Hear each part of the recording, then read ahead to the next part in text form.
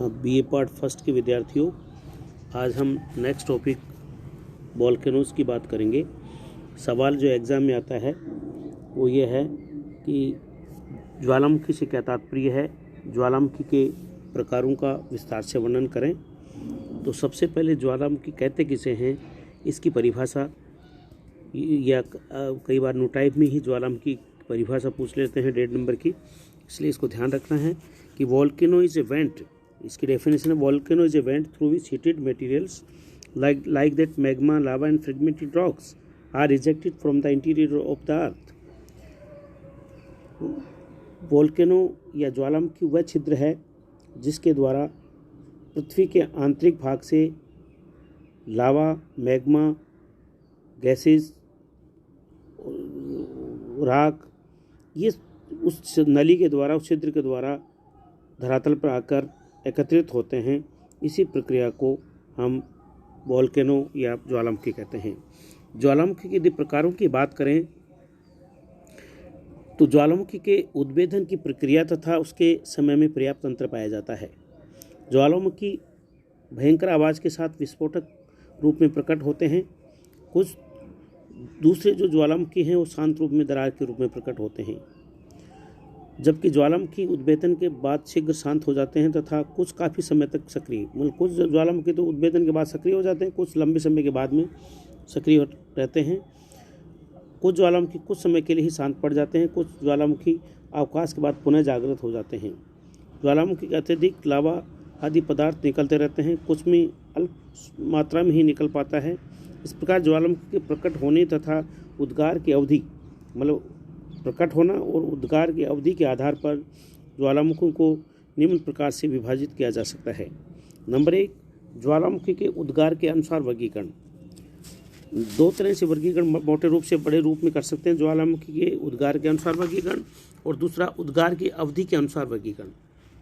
उद्गार की अवधि के अनुसार वर्गीकरण, तो उद्गार के अनुसार वर्गीकरण को भी हम दो भागों में बांट सकते हैं। एक तो केंद्रीय उद्भेदन वाले ज्वालामुखी, सेंट्रल इरप्शन टाइप्स वोल्केनोज, और दूसरा जो है हमारा है वो दरारी उद्भेदन वाले ज्वालामुखी।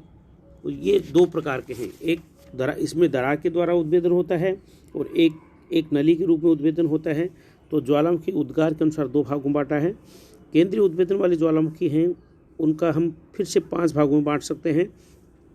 एक हवाई तुल्य ज्वालामुखी, स्टैम्बोलियन प्रकार के ज्वालामुखी, वल्केनियन प्रकार के ज्वालामुखी, विसुवियस प्रकार के ज्वालामुखी और पीलियन ज्वालामुखी।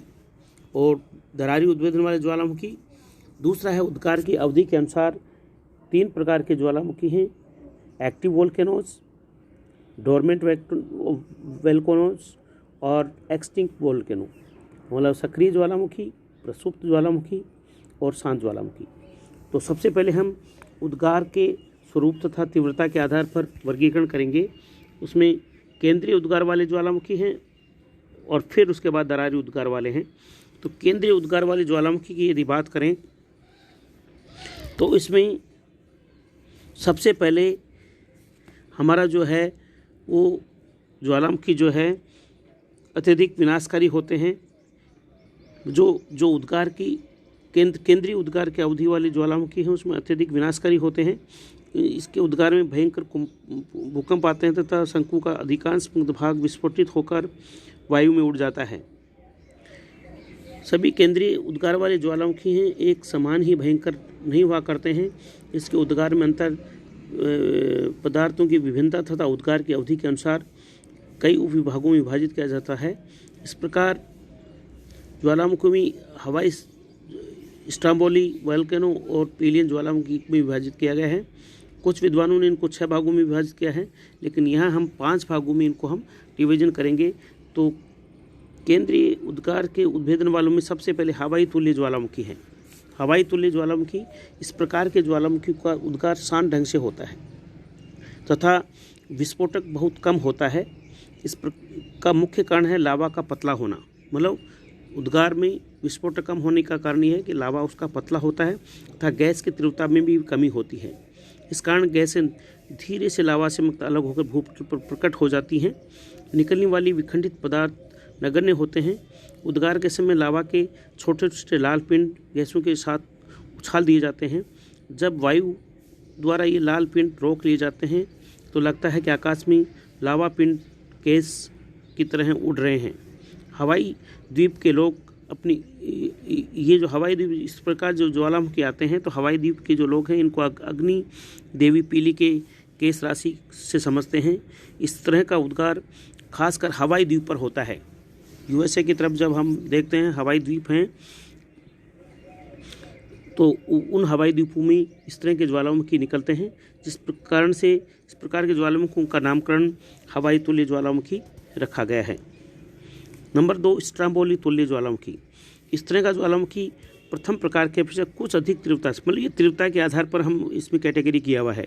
जैसे हवाई तुल्य है उसकी मतलब बिल्कुल कम तीव्रता है, फिर उससे स्ट्रोम्बोली की ओर है, फिर वोल्केनियन की ओर भी अधिक तीव्रता है, तो उसके आधार पर इनका क्रम रखा गया है। तो इस तरह का जो ज्वालामुखी है वो स्ट्रोम्बोली जैसे ज्वालामुखी इनकी तीव्रता थोड़ी अधिक होती है, तब गैसों के मार्ग में रुकावट होती है, तब कभी कभी विस्फोटक उद्गार भी होते हैं। यद्यपि लावा में एसिड की मात्रा कम होती है, फिर भी हवाई प्रकार के ज्वालामुखी की अपेक्षा ये अधिक पतला व हल्का नहीं होता है। तरल लावा के अतिरिक्त कुछ विखंडित पदार्थ जैसे ज्वालामुखी धूल, शामक, अवस्कर तथा ज्वालामुखी बम भी उद्गार के समय निकलते हैं, जो अधिक ऊंचाई पर जाकर पुनः ज्वालामुखी क्रेटर में गिर पड़ते हैं। इस प्रकार का उद्गार भूमध्य सागर में, अभी इसका जो उदाहरण हम दें कि स्ट्रोम्बोली ज्वालामुखी कहाँ पाए जाते हैं, हवाई तुल्य ज्वालामुखी हमारे हवाई द्वीप में थे, और स्ट्रोम्बोली जो ज्वालामुखी हैं वो जो खास करके ये स्ट्रोम्बोली तुल्य ज्वालामुखी जो हैं ये स्ट्रोम्बोली के साथ साथ में इसकी जो लोकेशन हम देखें तो ये भूमध्य सागर में सिसिली द्वीप के उत्तर में लिपारी द्वीप में स्ट्रोम्बोली ज्वालामुखी पाए जाते हैं। इसलिए भूमध्य सागर जो है वहाँ वोल्केनोस का एक बेल्ट है, और उसमें जो सिसिली द्वीप है उसके उत्तर में लिपारी द्वीप है। सिसिली द्वीप के पास में लिपारी द्वीप है, वहाँ पर इस प्रकार के ये स्ट्रोम्बोली ज्वालामुखी पाए जाते हैं, और इसी के नाम से ये स्ट्रोम्बोली तुल्य ज्वालामुखी कहलाते हैं। तीसरा, वोल्केनियन तुल्य ज्वालामुखी।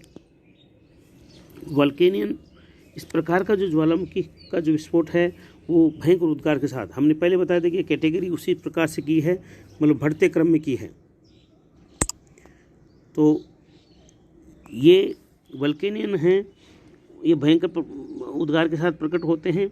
इसमें जो लावा है वो चिपचिपा तथा रसदार होता है, जो उद्गारों के बीच ज्वालामुखी छिद्र पर जमकर उसे ढक देता है। इससे गैसों में अवरोध उत्पन्न हो जाता है, परिणाम स्वरूप गैस अधिक मात्रा में एकत्रित होकर तीव्रता से ऊपर उठने वाले अवरोध को उड़ा देती हैं, तथा यह भयंकर रूप में आकाश में अधिक ऊंचाई तक प्रकट होता है। इस प्रकार के ज्वालामुखी मेघ काफ़ी दूर तक छा जाते हैं। इस प्रकार का आकार जो इनका यदि हम देखें तो ये फूल गोभी के रूप में होते हैं। फूल गोभी का जिस प्रकार का होता है वो उस तरह का इनका आकार हो जाता है, वो जो लावा निकलता है, गैसेज निकलती हैं। इस प्रकार के ज्वालामुखी भी भूमध्य सागर में ही लिपारी द्वीप के प्रसिद्ध ज्वालामुखी वोल्केनियन के आधार पर किया गया है। मतलब ये भी जो ज्वालामुखी है वो लिपारी द्वीप के पास में है। स्ट्रोम्बोली ज्वालामुखी के बाद में वो भी लिपारी द्वीप के पास में स्थित हैं, सिसिली द्वीप के पास, और ये भी लिपारी द्वीप के पास ही स्थित हैं। तो वहाँ भी इस तरह की लोकेशन इनकी पाई जाती है। चौथा है पीलियन तुल्य ज्वालामुखी। पीलियन प्रकार के ज्वालामुखी सबसे अधिक विनाशकारी होते हैं, और इनका उद्गार भी सबसे अधिक विस्फोटक और भयंकर होता है। इसके अलावा सबसे अधिक चिपचिपा तथा लसदार भी होता है। इसमें यदि हम इसके ज्वालामुखी मेघ प्रकाशन की बात करें तो सबसे पहले 18 मई 1902 में पश्चिमी द्वीप समूह के मार्टिनिक द्वीप पर पीली ज्वालामुखी का भयंकर उद्भेदन हुआ था। पीली ज्वालामुखी का उद्भेदन हुआ था। इसके बाद में जावा और सुमात्रा के मध्य सुंडा जल 1883 में क्राकाटोआ ज्वालामुखी का उद्गार हुआ। तो उसमें जो गैसें और जो वाष्प हैं वो लगभग 17 मील की ऊंचाई तक बादल घिर गए थे, और इसके बाद में 50 मील की ऊंचाई तक आकाश में ये धूल वगैरह छा गई थी। द्वीप का 2/3 भाग सागर में सबमर्ज हो गया था। उद्गार की भयंकर आवाज़ 300 मील दूर, मतलब लगभग 4800 किलोमीटर दूर ऑस्ट्रेलिया तक सुनी गई थी। मतलब ये सबसे भयंकर, जैसे हम कहते हैं पीला लाल पीला क्यों हो रहा है, तो वो एकदम उसका गुस्से की तरह की बात कर रहे हैं। तो ये उस पोजीशन में है और इसमें ऑस्ट्रेलिया में इसकी आवाज़ जो है सुनी गई थी और भूकंप के कारण 120 फीट ऊंची लहर उठ गई थी, 120 फीट, जिससे जावा और सुमात्रा के तटीय भाग में लगभग 36,000 व्यक्ति मारे गए थे। और 1911 में फिलीपाइंस द्वीप में भी माउंट ताल में का भयंकर उद्भेदन हुआ है। तो इस प्रकार के जो उद्भेदन हैं वो जो है चलते रहते हैं, एक्टिव वोल्केनोज में भी हैं। और अंतिम इसमें है विश्व तुल्य ज्वालामुखी। विशेष प्रकार के जो ज्वालामुखी हैं वो केनियन प्रकार की तरह ही होते हैं और इनमें केवल इतना है कि इसमें गैसों की तीव्रता के कारण लावा पदार्थ आकाश में अत्यधिक ऊंचाई तक पहुंच जाता है। ज्वालामुखी बादल का जो आकार है फूल गोभी के समान होता है और यहाँ विस्फोटक पदार्थ काफ़ी ऊंचाई तक पहुंच जाते हैं। इसलिए इस प्रकार के वाष्प से ज्वालामुखी का उद्गार गोलाकार हो जाता है। इस प्रकार का उद्भेदन भी 1779 ईस्वी में हुआ था, जिसके प्रथम जो पीलियन महोदय के आधार पर इनको पीलियन ज्वालामुखी कहते हैं। नेक्स्ट दरारी उद्भेदन वाली ज्वालामुखी की यदि बात करें तो दरारी उद्भेदन वाली ज्वालामुखी सन 1783 में सर्वप्रथम आइसलैंड में 17 मील लंबे दरार से होकर एक लावा का उद्गार हुआ था, जिसका विस्तार लगभग 218 मील लगभग 348 किलोमीटर की लंबाई तक था। इससे आइसलैंड की जनसंख्या का 5वां भाग नष्ट हो गया था। मतलब यहाँ लावा जो है वो एक केंद्र से एक दरार से नहीं एक छिद्र से नहीं आके एक दरार के रूप में आता है, इसलिए इनको दरारी ज्वालामुखी कहते हैं। और ये सबसे पहले 1783 में आइसलैंड में हुआ था और उसे आइसलैंड की जनसंख्या का 1/5 जो भाग है वो नष्ट हो गया था। इस तरह के उद्गार क्रिटेशियस युग में बड़े पैमाने पर हुई थी। क्रिटेशियस यूरेशिक और ट्रायसिक जो पीरियड था उसमें क्रिटेशियस युग में ये अधिक उद्गार हुए, जिनके लक्षण भूपटल में अधिकांश भागों में पाए जाते हैं और इनमें दरारें पड़ती रहती हैं। यही कारण है कि पृथ्वी प्रारंभिक इतिहास में दरारी उद्गार अधिक हुए थे। जब पृथ्वी का जो निर्माण हुआ था उस टाइम में दरारी जो उद्गार हैं वो अधिक हुए हैं, अब उनकी कमी पाई जा रही है। दूसरे प्रकार के जो ज्वालामुखी थे वो है उद्गार की अवधि के अनुसार, मतलब वो था उद्भेदन के आधार पर अवधि के अनुसार उनको 3 भागों में बांटा गया है। नंबर 1 एक्टिव वोल्केनोस, जिन ज्वालामुखी में लावा गैस तथा विखंडित पदार्थ सदैव निकला करते हैं, मतलब जिनमें लावा गैस हमेशा निकलते रहते हैं, उनको हम जागृत या सक्रिय ज्वालामुखी कहते हैं। वर्तमान में विश्व में इस प्रकार की जनसंख्या ज्वालामुखी की जो संख्या है वो लगभग 500 के करीब है। इसमें उदाहरणों की बात करें तो इसमें इटली के एटना तथा स्ट्रोम्बोली, मतलब एटना और स्ट्रोम्बोली ये एक्टिव वोल्केनोस हैं और स्ट्रोम्बोली ज्वालामुखी भूमध्य सागर में सिसिली के उत्तर में लिपारी द्वीप पर स्थित है। स्ट्रोम्बोली पहले हमने बता दिया, तो ये लिपारी द्वीप में स्थित है और इसमें इसी कारण इस ज्वालामुखी को भूमध्य सागर में प्रकाश स्तंभ लाइट हाउस के नाम से भी जानते हैं। दूसरा जो डोरमेंट या वोल्केनो है, इस प्रकार के ज्वालामुखी कुछ उद्गार के बाद शांत पड़ जाते हैं। वो तो हमेशा उद्गार एक्टिव रहते हैं, ये कुछ समय के बाद शांत पड़ जाते हैं और उन्हें फिर उद्गार के लक्षण नहीं दिखाई देते हैं। फिर अचानक उनमें विस्फोट या शांत उद्भेदन हो जाता है, मतलब कभी भी इनमें उद्भेदन हो सकता है। इसलिए ये अधिक हानिकारक है, इनमें जनधन की हानि उठानी पड़ती है। ऐसे ज्वालामुखी जिनके उद्गार के समय में तो स्वभाव में किसी में कुछ निश्चित नहीं होता है, तो वर्तमान समय में जो शांत नजर आते हैं वो प्रसुप्त ज्वालामुखी कहते हैं। इस प्रकार के ज्वालामुखी में सबसे पहले 79 ईस्वी में जो पोपी और तथा हरकुलियन नगरों की काफ़ी क्षति उठानी पड़ी। इसके बाद 1500 वर्षों बाद में विश्व युद्ध का उद्भेदन हुआ 1631 में।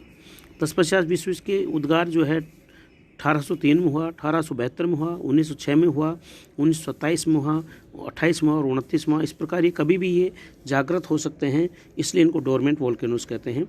और अंतिम है शांत ज्वालामुखी, ये एक्सटिंक्ट, जो एक बार